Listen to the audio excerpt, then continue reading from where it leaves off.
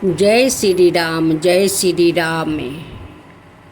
एक बार की बात है, बीना बजाते हुए नारद मुनि भगवान श्री राम के द्वार पर पहुँचे।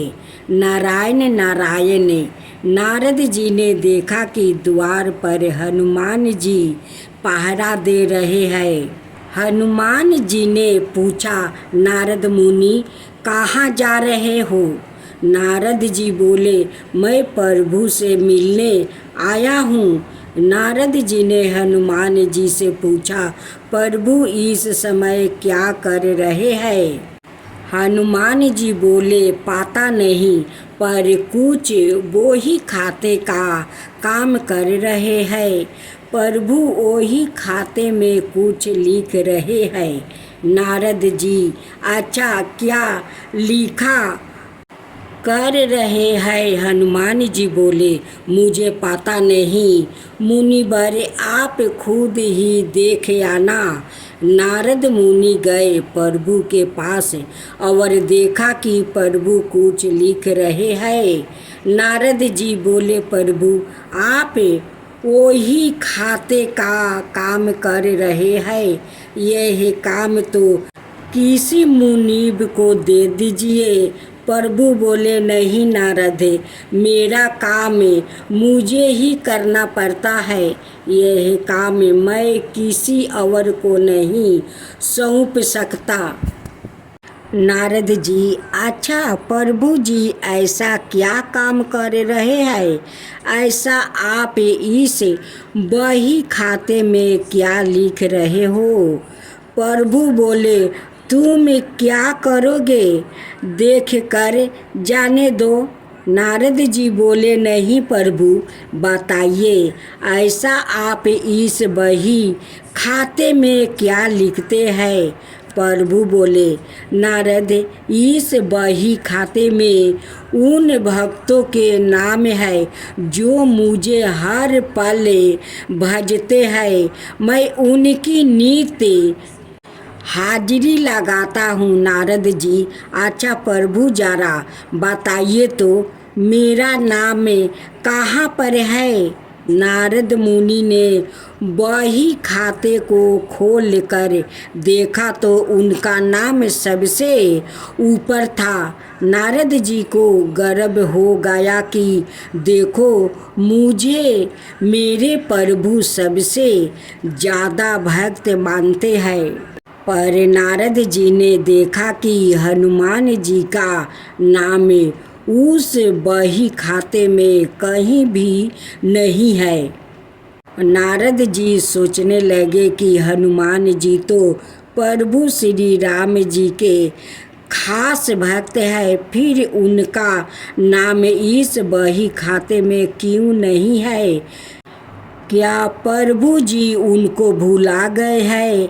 नारद मुनि आए हनुमान जी के पास। बोले, हनुमान, प्रभु के बही खाते में उन सब भक्तों के नाम है जो नित्य प्रभु को भजते हैं, पर आपका नाम उसमें कहीं नहीं है। हनुमान जी ने कहा, मुनिवर, होगा आपने शायद ठीक से नहीं देखा होगा। नारद जी बोले, नहीं नहीं, मैंने ध्यान से देखा, पर आपका नाम कहीं नहीं था। हनुमान जी ने कहा, अच्छा कोई बात नहीं, शायद प्रभु ने मुझे इस लायक नहीं समझा होंगे जो मेरा नाम उस बही खाते में लिखा जाए। पर नारद जी प्रभु के एक अन्याय दया नंदिनी भी रखते हैं, उसमें भी वो नीति कुछ लिखते हैं।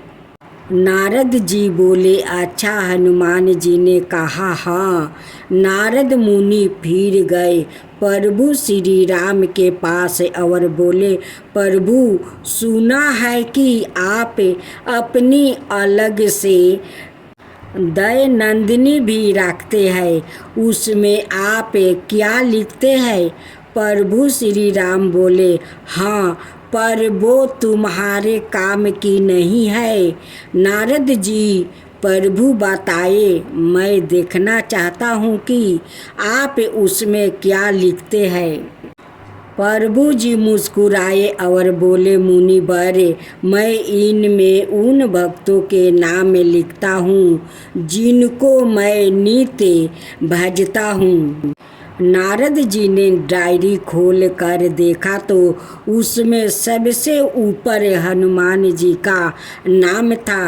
यह देखकर नारद जी का अभिमान टूट गया।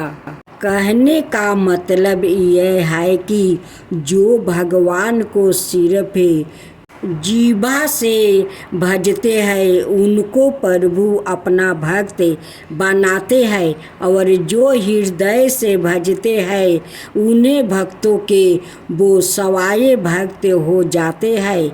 ऐसे भक्तों को प्रभु अपनी हृदय रूपी विशेष सूची में रखते हैं।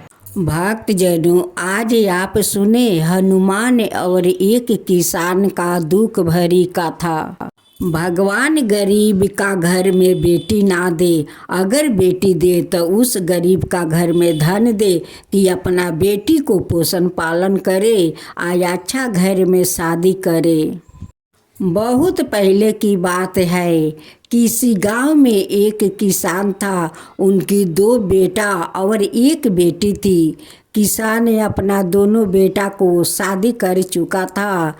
किसान का बेटी बहुत छोटी थी। किसान सोच रहा था कि मेरे बेटा दोनों तो बहुत अच्छे कमा लेते हैं, एक मेरी बेटी है, उसे अच्छा घर बर देख कर हम लोग धूमधाम से शादी कर देंगे। किसान गरीब था, अपना दोनों बेटा का जैसे तैसे पोस पाल करे उन्हें शादी भी करवा दिया, और दोनों बेटा अपना पंख पर उड़ने लगा। किसान का एक नियम था कि हर मंगलवार को दिन किसान 1 लड्डू ले जाकर हनुमान जी का भोग लगा देता था। तब किसान अपना काम पर जाता है। एक दिन किसान एक साहूकार का घर में गया और कहने लगा कि मालिक, मुझे काम दीजिए, जो काम होगा मैं काम आपको सारा कर दूंगा। एक दिन उनकी पत्नी कहती है कि आप 1 लड्डू हनुमान जी को ले जाकर भोग लगाते हैं, 1 लड्डू से तो भगवान को पेट नहीं भरेगा। आप उस लड्डू के साथ 2 तुलसी पाता ले लीजिए।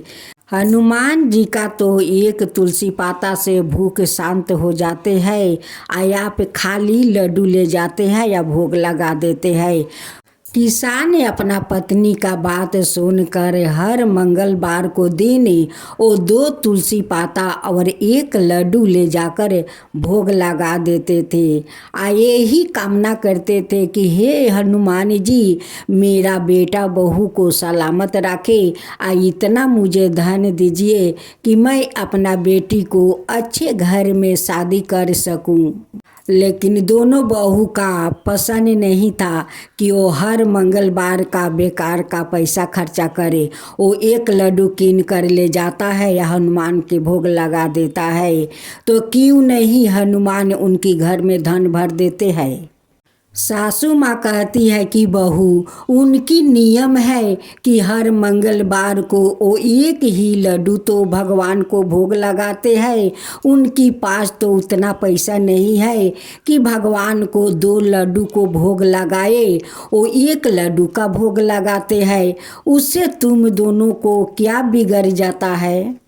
ये बात दोनों बहू को अच्छी नहीं लगी। वो कहने लगी कि ठीक है, जितना कमाओ उतना हनुमान के ले जाकर भोग लगाते रहो, हनुमान तुम्हारा घर में धन भर देगा। लेकिन आप लोग मेरे पति से कभी कुछ मत मांगना।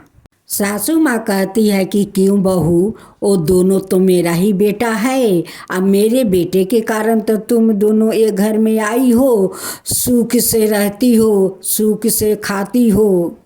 मैं माँ हूँ, मेरा अधिकार है मेरा बेटा से पैसा मांगना, जो भी लगेगा वो भी मांगूंगी, ये मेरा अधिकार है।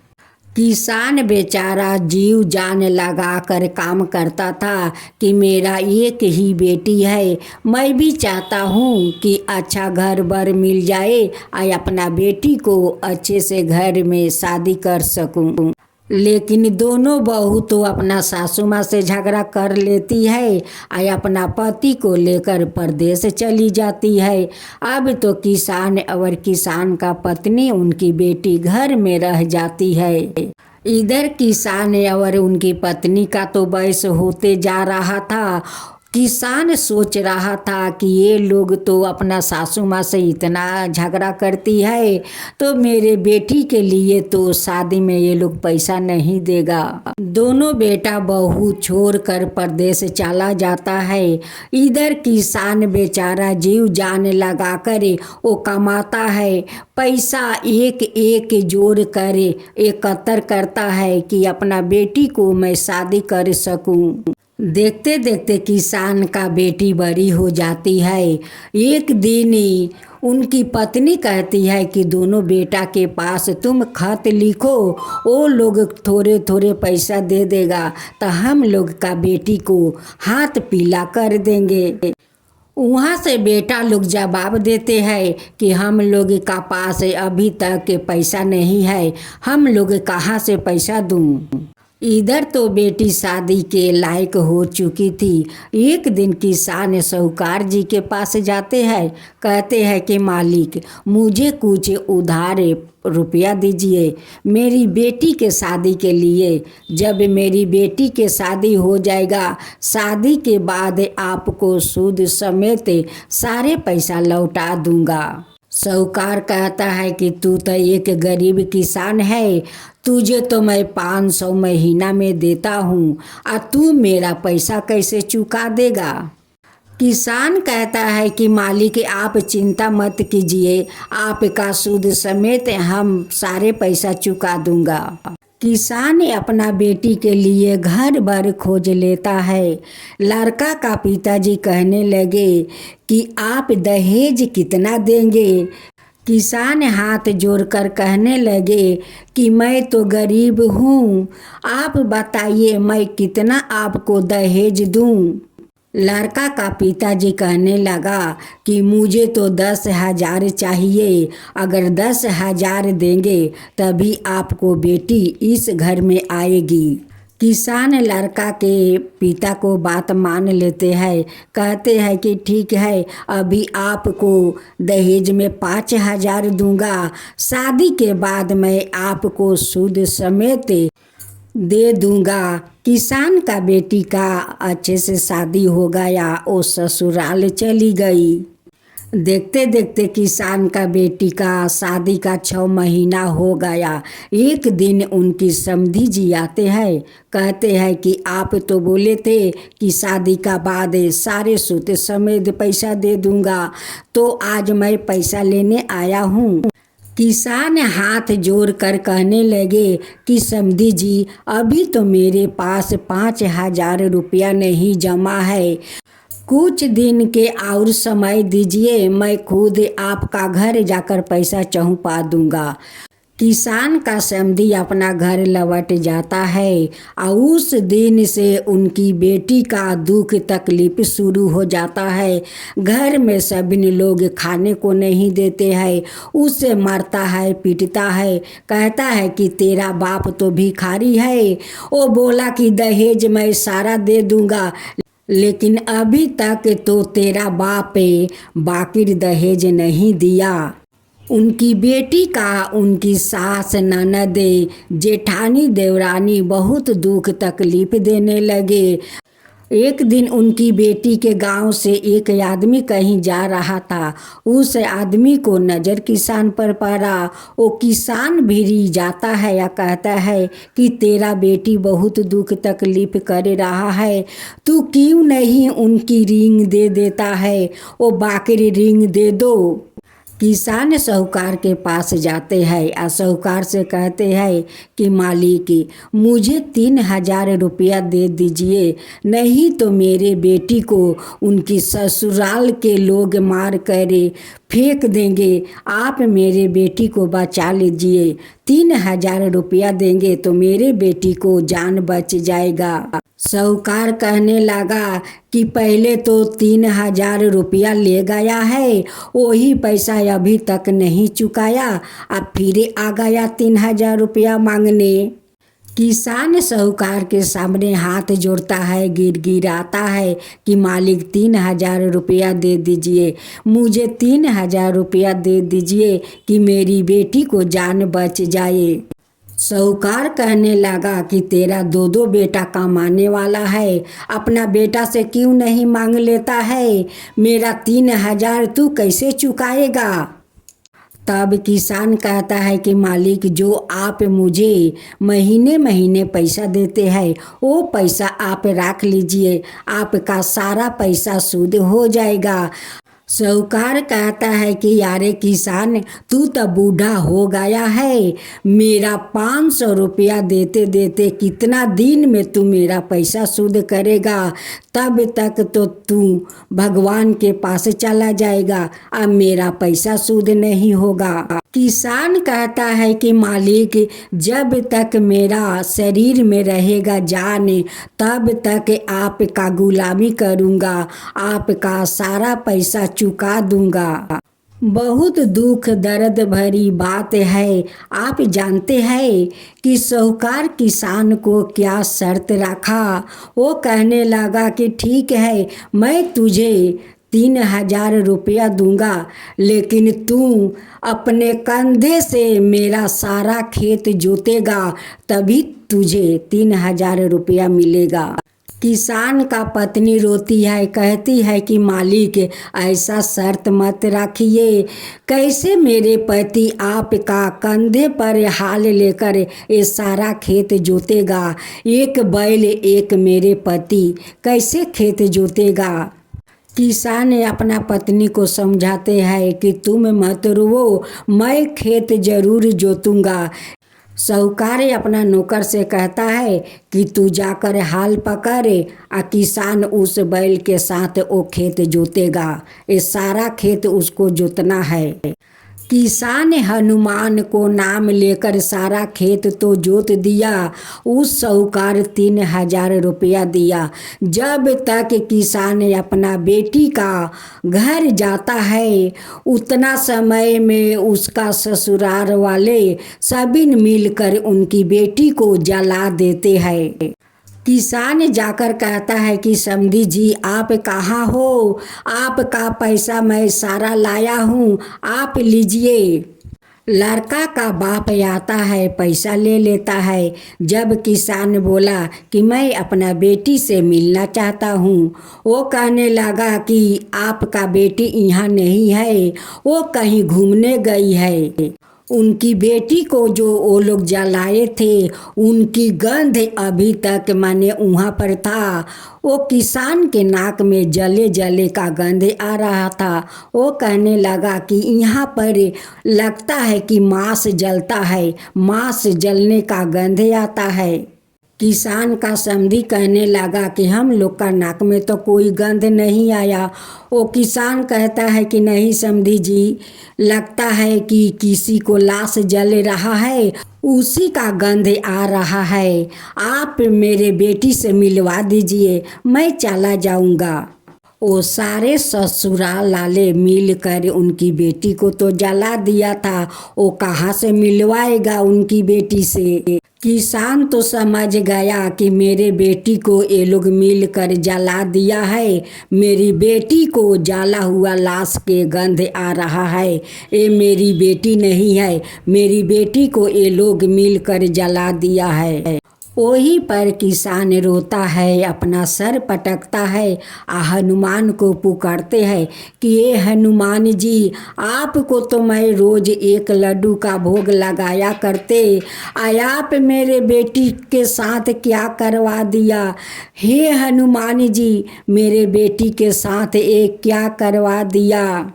अगर आप मेरे बेटी को पति सूद नहीं लेंगे तो आपको मैं कभी भगवान नहीं समझूंगा, कभी नहीं समझूंगा। आपको तो सभी लोग संकट मोचन कहते हैं, आप तो सभी को दुख दूर करते हैं, लेकिन मैं क्यों दुख में डूबा हूँ? क्यों मेरे साथ ऐसे हुआ? क्यों मेरे बेटी को ये लोग जान से मार दिया? इसका पति सूद कौन लेगा? ये हनुमान मुझे बताइए कि इसका पति सूद कौन लेगा? मेरा बेटी को कौन देगा? आप बताइए। मेरा दोनों बेटा बहू हम लोग का छोड़कर चला गया, ये लोग मेरे बेटी को छीन लिया, मैं जाऊं तो कहाँ जाऊं? ये हनुमान आप बताइए। किसान का दुख भरी वियोग सुनकर हनुमान साक्षात वहाँ पर प्रकट होते हैं।